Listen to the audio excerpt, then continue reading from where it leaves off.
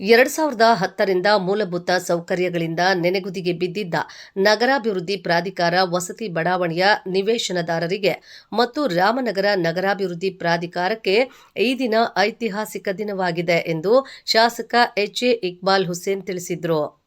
ರಾಮನಗರ ನಗರಾಭಿವೃದ್ಧಿ ಪ್ರಾಧಿಕಾರದ ಕಚೇರಿ ಮುಂದೆ ಏರ್ಪಡಿಸಿದ್ದ ನಿವೇಶನದಾರರ ಕಾರ್ಯಕ್ರಮವನ್ನು ಉದ್ಘಾಟಿಸಿ ಅವರು ಮಾತನಾಡಿ, ನಾನು ಶಾಸಕನಾದ ನಂತರ ನಗರಾಭಿವೃದ್ಧಿ ಪ್ರಾಧಿಕಾರದಲ್ಲಿ ಸಾರ್ವಜನಿಕ ನಿವೇಶನಗಳ ಆಗಿರುವ ಅನೇಕ ಗೊಂದಲ, ಸಮಸ್ಯೆ, ಭ್ರಷ್ಟಾಚಾರಗಳನ್ನು ಗಮನಿಸಿ ಇದಕ್ಕೊಂದು ಶಾಶ್ವತ ಪರಿಹಾರ ನೀಡಬೇಕೆಂದು ಉಪಮುಖ್ಯಮಂತ್ರಿ ಡಿಕೆ ಶಿವಕುಮಾರ್ ಮತ್ತು ಮಾಜಿ ಸಂಸದ ಡಿಕೆ ಸುರೇಶ್ ಅವರ ಗಮನಕ್ಕೆ ತಂದು ನಂತರ ಅಧ್ಯಕ್ಷರಾದ ಎಬಿ ಚೇತನ್ ಕುಮಾರ್, ಆಯುಕ್ತ ಶಿವಶಂಕರಿಗೌಡ ಮತ್ತು ಪ್ರಾಧಿಕಾರದ ಅಧ್ಯಕ್ಷರಾಗಿದ್ದ ರಾಕೇಶ್ ಸಿಂಗ್ ಇವರ ನೇತೃತ್ವದಲ್ಲಿ ನಿವೇಶನಗಳಿಗೆ ಅನೇಕ ನ್ಯೂನತೆಗಳನ್ನು ಸರಿಪಡಿಸಲಾಯಿತು.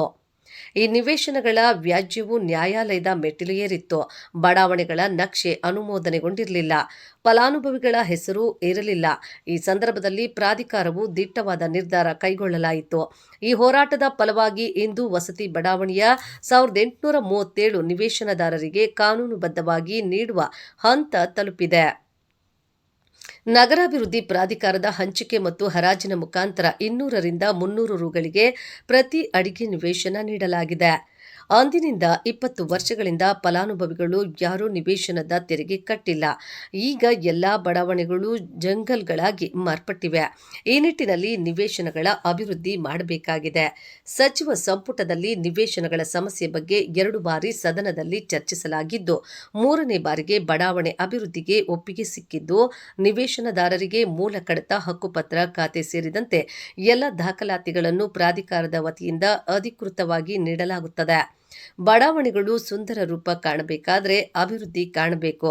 ಪ್ರಾಧಿಕಾರದಲ್ಲಿ ಹಣದ ಕೊರತೆ ಇದ್ದು ನಿವೇಶನಗಳ ಅಭಿವೃದ್ಧಿಗೆ ಸರ್ಕಾರವೇ ಪ್ರಾಧಿಕಾರದಿಂದ ಅಭಿವೃದ್ಧಿ ಶುಲ್ಕ ವಸೂಲು ಮಾಡಿ ಎಂದು ಮಾರ್ಗದರ್ಶನ ನೀಡಿದ್ದು, ಇಂದಿನ ನಿವೇಶನದಾರರ ಸಭೆಯಲ್ಲಿ ಪ್ರತಿ ಅಡಿಗೆ 200 ರುಗಳ ಅಭಿವೃದ್ಧಿ ಶುಲ್ಕವನ್ನು ಡಿಡಿ ಮುಖಾಂತರ ಪ್ರಾಧಿಕಾರದ ಕಚೇರಿಗೆ ಇಂದಿನಿಂದಲೇ ಬಂದು ಆಯುಕ್ತರ ಹೆಸರಿನಲ್ಲಿ ಸಲ್ಲಿಸುವಂತೆ ನಿವೇಶನದಾರರಿಗೆ ಮನವಿ ಮಾಡಿದ್ದೇವೆ. 6 ತಿಂಗಳೊಳಗೆ ನಿವೇಶನಕ್ಕೆ ಸಂಬಂಧಪಟ್ಟ ಎಲ್ಲಾ ದಾಖಲಾತಿ ಮತ್ತು ಬಡಾವಣೆಗೆ ಮೂಲಭೂತ ಸೌಕರ್ಯಗಳ ಅಭಿವೃದ್ಧಿ ಕೆಲಸ ಮುಗಿಸುವ ಗುರಿಯನ್ನು ಹೊಂದಿದ್ದೇವೆ. ಪ್ರಾಧಿಕಾರದ ಈ ತೀರ್ಮಾನಕ್ಕೆ ವಸತಿ ಬಡಾವಣೆಯ ಭಾಗಶಃ ಎಲ್ಲ ನಿವೇಶನದಾರರು ಒಪ್ಪಿಗೆ ನೀಡಿದ್ದಾರೆ. ಕಳೆದು ಹೋಗಿದ್ದನ್ನು ಪ್ರಾಧಿಕಾರವು ಹೋರಾಟ ಮಾಡಿ ಫಲಾನುಭವಿಗಳ ಮಡಿಲಿಗೆ ನಿವೇಶನಗಳ ಹಕ್ಕನ್ನು ನೀಡಿದೆ. ನಗರ ಪ್ರದೇಶಕ್ಕೆ ಹೊಂದಿಕೊಂಡಂತಿರುವ ಆಸ್ತಿ ಕೋಟ್ಯಾಂತರ ರು ಬೆಲೆ ಬಾಳುತ್ತದೆ. ನಿವೇಶನವನ್ನು ಜನರು ಮಾರಿಕೊಳ್ಳದೆ ಉಳಿಸಿಕೊಳ್ಳಿ ಎಂದು ಶಾಸಕರು ಕರೆ ನೀಡಿದರು.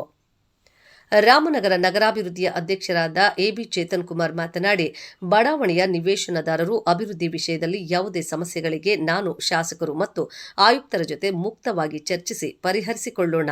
ನಿವೇಶನದಾರರು 2 ತಿಂಗಳೊಳಗೆ ಅಭಿವೃದ್ಧಿ ಶುಲ್ಕ ಪಾವತಿಸಿದರೆ ಮುಂದಿನ 6 ತಿಂಗಳೊಳಗೆ ನಿವೇಶನಗಳನ್ನು ಅಭಿವೃದ್ಧಿಪಡಿಸಿ ತಮ್ಮ ಸುಪರ್ದಿಗೆ ನೀಡುವ ಸಂಪೂರ್ಣ ಜವಾಬ್ದಾರಿ ನಮ್ಮದು ಎಂದರು.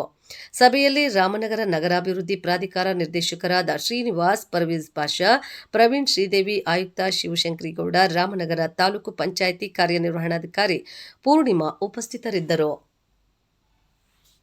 ಪ್ರಾಯಶಃ ನಿಮ್ಗೆ ಯಾರು ಗೊತ್ತಿಲ್ಲ ಅಂತ ಕಾಣ್ತದೆ.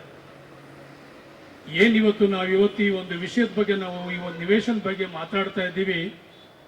ಇದಕ್ಕೆ ಅಪ್ಪ ಅಮ್ಮ ಯಾರು ಗತಿನೇ ಇರಲಿಲ್ಲ.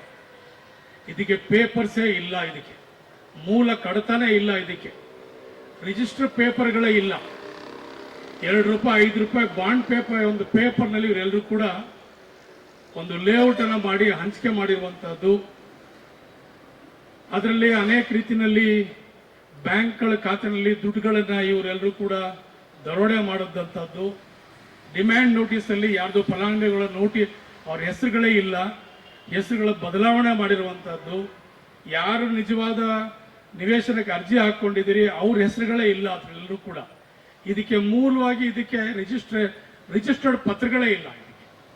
ಸೊ ಹಿಂಗೆ 10 ಹಲವು ನ್ಯೂನತೆಗಳು ಯಾವುದೂ ಕೂಡ ಸರಿಯಾದ ರೀತಿಯಲ್ಲಿ ಎಲ್ಲರೂ ಕೂಡ ಇರಲಿಲ್ಲ. ಇದೆಲ್ಲರೂ ಕೂಡ ಇದನ್ನ ಒಂದೊಂದೇ ಹಂತವಾಗಿ ಯಾರು ನಮ್ಗೆ ಭೂಮಿ ಕೊಟ್ಟಿದ್ರು ಅವರೆಲ್ಲ ತೀರೋಗ್ಬಿಟ್ಟಿದ್ರು. ಅವ್ರ ಮಕ್ಕಳನ್ನೆಲ್ಲ ವಿಶ್ವಾಸಕ್ಕೆ ತಕೊಂಡು ಅವ್ರನ್ನ ಕರ್ಕೊಂಡು ಬಂದು ಅವ್ರ ಕೈಲಿ ರಿಜಿಸ್ಟ್ರೇಷನ್ ಮಾಡಿ ಇದನ್ನ ಒಂದು ಸರಿಯಾದ ರೀತಿಯಲ್ಲಿ ವ್ಯವಸ್ಥೆ, ಕಾನೂನುಬದ್ಧವಾಗಿ ಒಂದು ವ್ಯವಸ್ಥೆಯನ್ನ ರೀತಿಯಲ್ಲಿ ಮಾಡಿ ಇವತ್ತು ನಾವು ಈ ಕಾನೂನು ಚೌಕಟ್ಟಲ್ಲಿ ತಮ್ಗೆಲ್ಲರೂ ಕೂಡ ಇವತ್ತು ಒಂದು ಹಕ್ಕು ಪತ್ರವನ್ನು ಕೊಟ್ಟು ತಮಗೆ ಖಾತೆಯನ್ನು ಮಾಡಿಕೊಟ್ಟು ನೀವೆಲ್ಲರೂ ಕೂಡ ನಿವೇಶನಕ್ಕೆ ಪ್ರವೇಶ ಮಾಡುವಷ್ಟು ನಾವೆಲ್ಲರೂ ಕೂಡ ಇವತ್ತು ಒಂದು ಹಂತಕ್ಕೆ ನಾವೆಲ್ಲರೂ ಕೂಡ ಇವತ್ತು ತಂದಿದ್ದೀವಿ ಇವತ್ತು ಎಲ್ಲರೂ ಕೂಡ. ತ್ರಿಶಂಕು ಸ್ಥಿತಿಲಿತ್ತು ಸೈಟ್ ಇದು. ಈ ಕಡೆ ಸಾಯ್ತಾನಿಲ್ಲ, ಈ ಕಡೆ ಬದುಕ್ತಾನಿಲ್ಲ. ಇವತ್ತು ನಮ್ಮ ಶಾಸಕರು ಮತ್ತೆ ಮಾಜಿ ಎಂಪಿಗಳು ಡಿ.ಕೆ. ಸುರೇಶ್ ಅವರ ಪರಿಶ್ರಮದಿಂದ ಇವತ್ತು ಒಂದು ಹಂತಕ್ಕೆ ಬಂದಿದೆ. ಇದನ್ನ ಕುತ್ಕೊಂಡು ಬಗೆಹರಿಸ್ಕೊಳ್ಳುವ. ಅದನ್ನ ಬಿಟ್ಟು ನೀವು ಯಾರೋ ಒಬ್ರು 99 ಜನಕ್ಕೆ ತೊಂದರೆ ಕೊಡಬೇಡಿ. ಯಾರೋ ಒಬ್ಬರಿಂದ ದಯಮಾಡಿ ಎಲ್ಲರೂ ನಿಮ್ಗೆ ಏನೋ ಸಮಸ್ಯೆ ಇತ್ತಾ ಬನ್ನಿ ಆಫೀಸಲ್ಲಿ ಕುತ್ಕೊಳ್ಳಿ, ನಿಮ್ದು ಏನಾಗರೆ ಚರ್ಚೆ ಮಾಡಿ, ಸಾಧ್ಯವಾದಷ್ಟು ಬಗೆಹರಿಸ್ಕೊಳ್ಳೋ ಸಂದರ್ಭ ಇದೆ ಮಾಡ್ಕೊಳ್ಳೋಣ.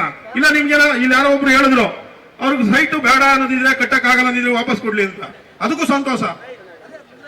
ಈಗ ಖಾತೆ ಮಾಡ್ಬೇಕು ಅಂದ್ರೆ ಎಷ್ಟು ಕಷ್ಟಪಟ್ಟು ಇವತ್ತಿಂದ ಹಿಡಿದು ಎಷ್ಟು ಮೀಟಿಂಗ್ಗಳು ಮಾಡಿದೀವಿ, ನೀವು ಯಾರು ಬಂದಿರ್ಲಿಲ್ಲ. ಇವತ್ತು ನಿಮ್ ಸಭೆ ಕರೆದ ಉದ್ದೇಶ ನಾವು ಇಷ್ಟು ಕೆಲಸ ಮಾಡ್ಕೊಂಡ್ ಬಂದಿದೀವಿ, ನಮಗೆ ನಿಮ್ ಸಹಕಾರ ಇರ್ಲಿ ಅಂತ ನಿಮ್ ಕೈ ಮುಟ್ಟು ಹೇಳ್ಕೊತೀನಿ. ಯಾರು ಒಬ್ಬರಿಂದ 99 ಜನಕ್ಕೆ ತೊಂದರೆ ಕೊಡಬೇಡಿ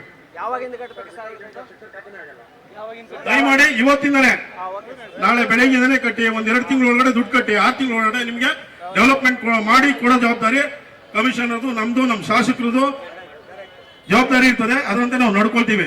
ಏನೇ ಸಮಸ್ಯೆ ಇದ್ರೂ ಬನ್ನಿ ಕುತ್ಕೊಂಡು ಚರ್ಚೆ ಮಾಡೋಣ. ಸುಮ್ಮನೆ ದಾರಿಯಲ್ಲಿ ಮಾತಾಡಿದ್ರೆ ಏನು ಪ್ರಯೋಜನ ಇಲ್ಲ.